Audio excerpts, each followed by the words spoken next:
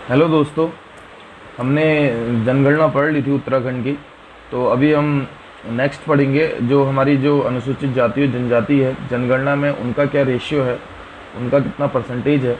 तो वो सब डाटा हम इसमें पढ़ेंगे और साथ ही हमें आर्टिकल्स भी देखेंगे कि और कैसे हमें कैसे एससी एसटी कोई जाति को कैसे एससी और कैसे एसटी हम कैसे घोषित की जाती है।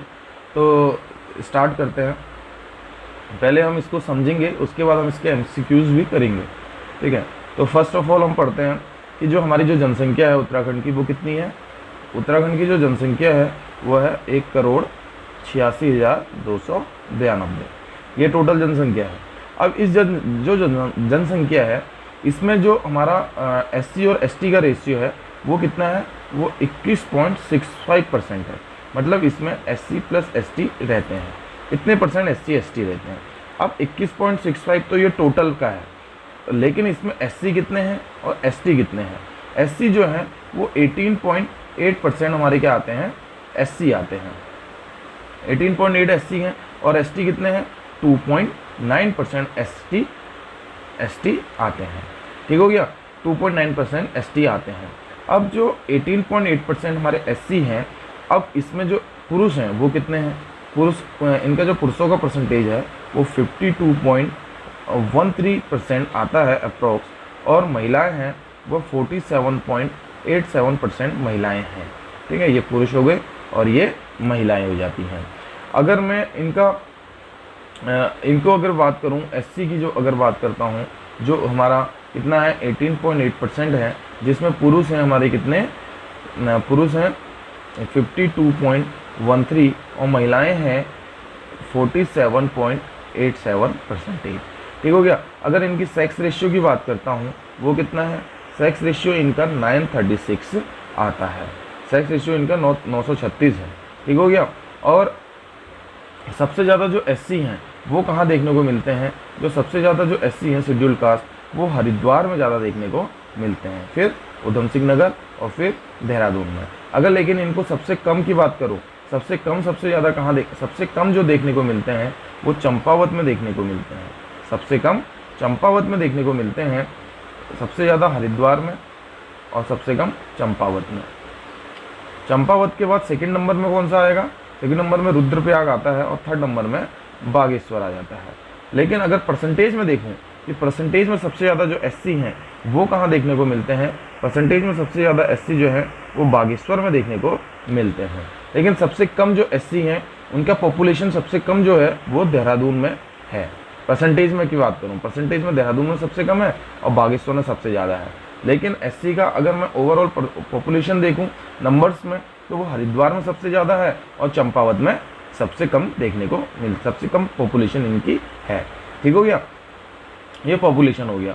सेक्स रेशियो मैंने आपको बताया था कितना है इनका, सेक्स रेशियो 936 है।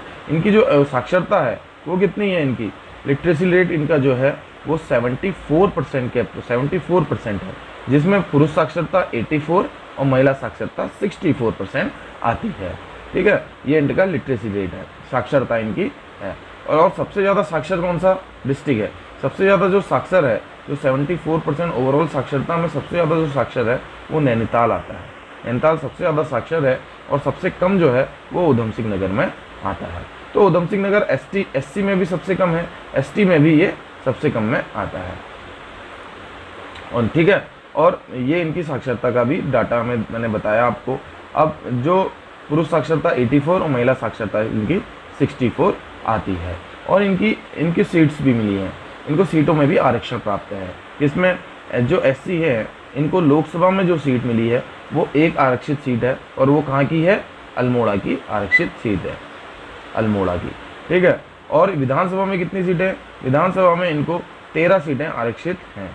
13 सीटें इनको विधानसभा में आरक्षित हैं। अप्रोक्स राज्य में जो है वो अप्रोक्स 65 जो है 65 जातियों को एससी का दर्जा दिया गया है। ठीक है, एससी का दर्जा 65 जातियों को दिया गया है। और इनकी जो रिजर्वेशन है, इनको कितना रिजर्वेशन दिया गया है, इनको जुलाई 2001 में इनको रिजर्वेशन दिया गया, और वो दिया गया 19% का, 19% का इनको रिजर्वेशन भी दिया गया है। तो ये था डाटा। ठीक है, और ये था डाटा जो अल्मोड़ा की सीट है वहाँ से कौन है सांसद लोकसभा के, वो अजय टमटा जी हैं। कौन है? अजय टमटा जी। ठीक है, ये थे। तो ये था एससी से रिलेटेड। अब जो एसटी मैं बताऊँ, एसटी का क्या है। एसटी जो है वो कितना है, 2.8% है पूरे उत्तराखंड की जनसंख्या का। 2.8 में जो पुरुष जनसंख्या है वो 50.93 है, महिला जो है 49.107% है। इसका मतलब इनमें जो बीच का डिफरेंस है पुरुष और महिला का वो काफ़ी कम है। तो इसका मतलब इनका जो सेक्स रेशियो है वो कितना है, वो 963 है। जितना हमारा उत्तराखंड का है उतना ही सेक्स रेशियो इनका है। इनकी जो एजुकेशन है, एजुकेशन मतलब लिटरेसी रेट है वो कितना है, वो भी जितना एससी का था उतना ही है, अप्रॉक्स 73.9% है, जिसमें पुरुष है 83 और महिला है 62.5%। ठीक है। और सबसे ज़्यादा जो एससी हैं वो कहाँ रहते हैं, सबसे ज़्यादा जो एससी हैं अगर मैं उनकी बात करूँ तो वो उधम सिंह नगर में सबसे ज़्यादा हैं, और फिर देहरादून में। और सबसे कम एससी की बात करता हूँ तो वो रुद्रप्रयाग में सबसे ज़्यादा है, दूसरे नंबर में टिहरी आता है। लेकिन परसेंटेज की बात करूँ तो परसेंटेज में सबसे ज़्यादा जो एससी हैं वो उधम सिंह नगर में ही आते हैं, लेकिन एसटी चेंज हो जाता है। एसटी की बात बता रहा हूँ। ठीक है, एसटी जो है सबसे ज़्यादा उधम सिंह नगर और सबसे कम रुद्रप्रयाग। एसटी की जो परसेंटेज वाइज है सबसे ज़्यादा उधम सिंह नगर और सबसे कम टिहरी में आते हैं। ठीक है, अगर सबसे कम टिहरी में आते हैं। इनका 2.8% ओवरऑल है, ये भी बताया। लिटरेसी रेट इनका इतना है, सबसे ज़्यादा लिटरेसी रेट। और इनको जो रिजर्वेशन मिला है, इनको भी रिजर्वेशन 4% का दिया गया, कब, वही जुलाई 2001 में। ठीक है, अब हम पढ़ते हैं कि इनको आरक्षण जो मिलता है वो कैसे मिलता है और कौन सा आर्टिकल है जिसमें इनके आरक्षण की बात बोली गई है। ठीक है, जो एससी प्लस एसटी हैं इनको रिजर्वेशन दिया जाता है। जैसे एससी को कितना 19% दिया गया, एसटी को 4% दिया गया। साथ ही साथ इनको सीट्स में भी आरक्षण है। साथ ही साथ ये कैसे, कौन सी जाति को कैसे एससी और एसटी सेलेक्ट की जाती है, मतलब कैसे उन्हें घोषित किया जाता है और कौन उन्हें घोषित करता है, किस आर्टिकल में ये बोला गया है, वो सब हम पढ़ेंगे। ठीक है, जैसे ये बोला गया है भाग 16 में, भाग 16 संविधान के भाग 16 में जो आर्टिकल है 330 से लेकर 342, इनमें एससी एसटी से रिलेटेड कुछ विशेष उपबंध बोले गए हैं। जैसे अगर मैं बात करूं, जो आर्टिकल 330 है, आर्टिकल 330 में क्या बोला गया है, आर्टिकल 330 में बोला गया है जो लोकसभा है उस लोकसभा में एससी प्लस एसटी के लिए आरक्षण दिया जाएगा। जैसे हमारी जो लोकसभा है उसमें अल्मोड़ा के लिए 1 सीट है। ठीक है, अल्मोड़ा से 1 सीट है एससी के लिए, तो ये आरक्षण आर्टिकल 330 के तहत दिया जाता है। जो एससी प्लस एसटी है उसमें जो आरक्षण है वो आर्टिकल 330 के तहत दिया जाएगा। आर्टिकल 331 क्या कहता है, 331 कहता है जो लोकसभा है उसमें आंग्ल भारतीय समुदाय जो एग्लो इंडियंस हैं उनको आरक्षण दिया जाएगा। ये बात बोली गई थी संविधान में, लेकिन अभी क्या है 2020 से इनको आरक्षण इनके जो आरक्षण है वो समाप्त कर दिया गया है। ठीक है, इनका आरक्षण 2020 से समाप्त कर दिया गया है। अब इनको आरक्षण नहीं दिया जाएगा लोकसभा में। ठीक है, तो आर्टिकल 331 में ये बोला गया था, लेकिन अब आर्टिकल 332 क्या बोलता है, आर्टिकल 332 बोलता है कि भाई 332 बोलता है कि जो विधानसभा है, विधानसभा में जो आरक्षण है, विधानसभा में एससी और एसटी के लिए आरक्षण की बात बोली गई है।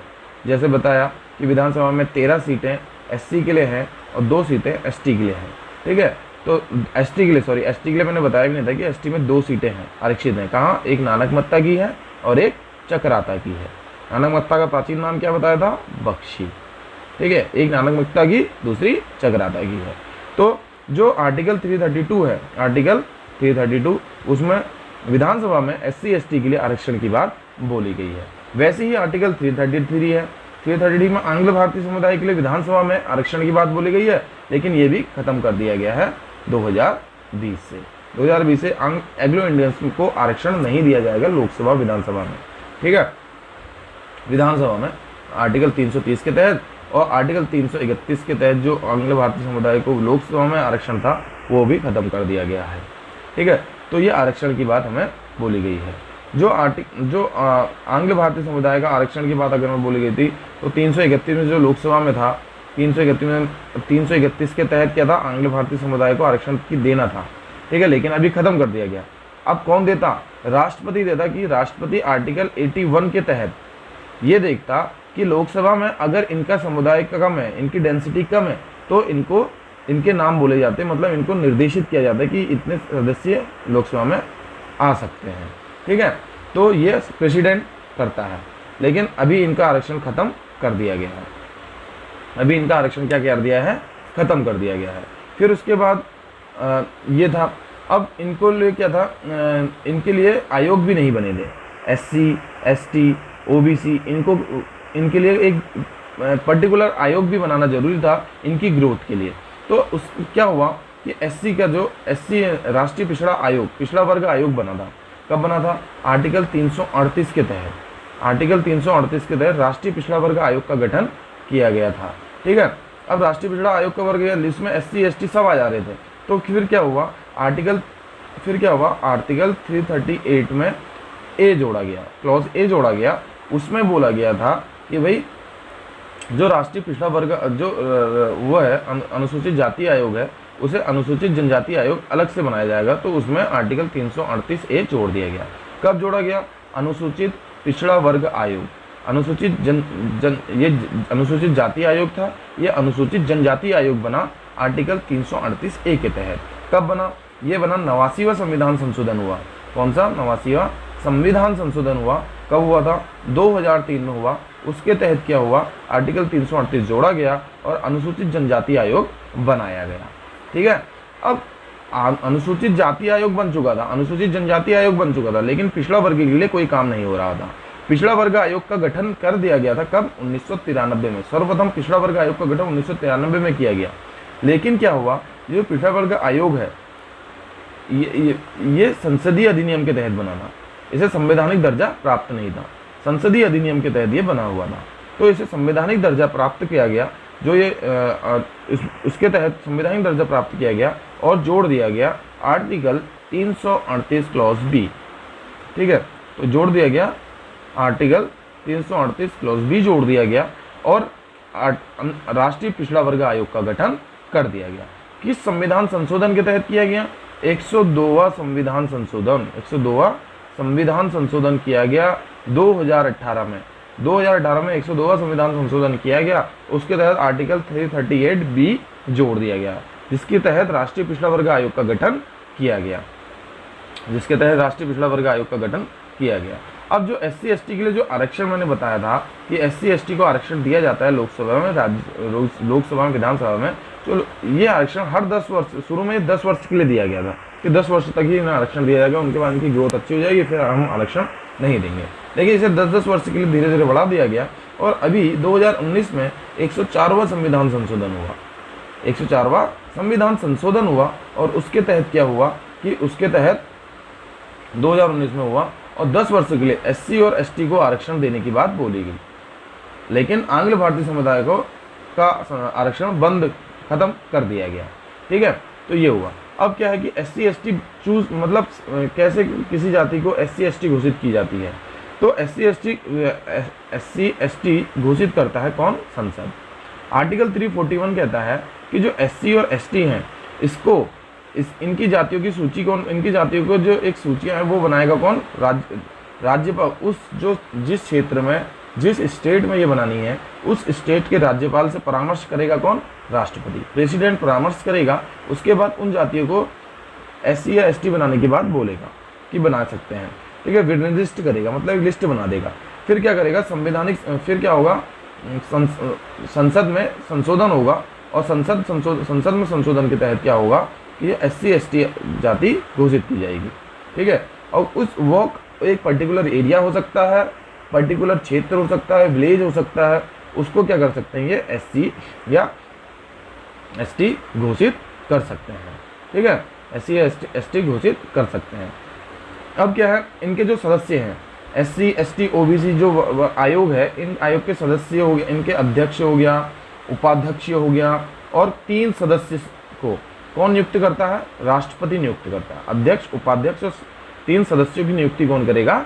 राष्ट्रपति करता है। ठीक है, तो हमने पढ़ा SC ST के लिए आयोग कब बने, कैसे कैसे बने। 102वां संविधान संशोधन, 104वां संविधान संशोधन, 89वां संविधान संशोधन, इनके अध्यक्ष, उपाध्यक्ष और सदस्यों की नियुक्ति कौन करता है? ठीक है, और कैसे कोई जाति SC और ST घोषित की जाती है, ठीक है। और मैंने जो उत्तराखंड की ST जाति है, ST शेड्यूल्ड ट्राइब्स है, इनको कब संवैधानिक दर्जा इनको कब घोषित किया गया? 1967 में 5 जातियों को शेड्यूल्ड ट्राइब्स घोषित किया गया। कौन कौन सी थी? वो थी, एक थी जौनसारी। कौन सी थी? एक थी जौनसारी, एक थी थारू, एक थी बोक्सा, एक थी भोटिया और एक थी राजी। लेकिन एक जाति और है जो पौड़ी साइड को रहती है, राठी।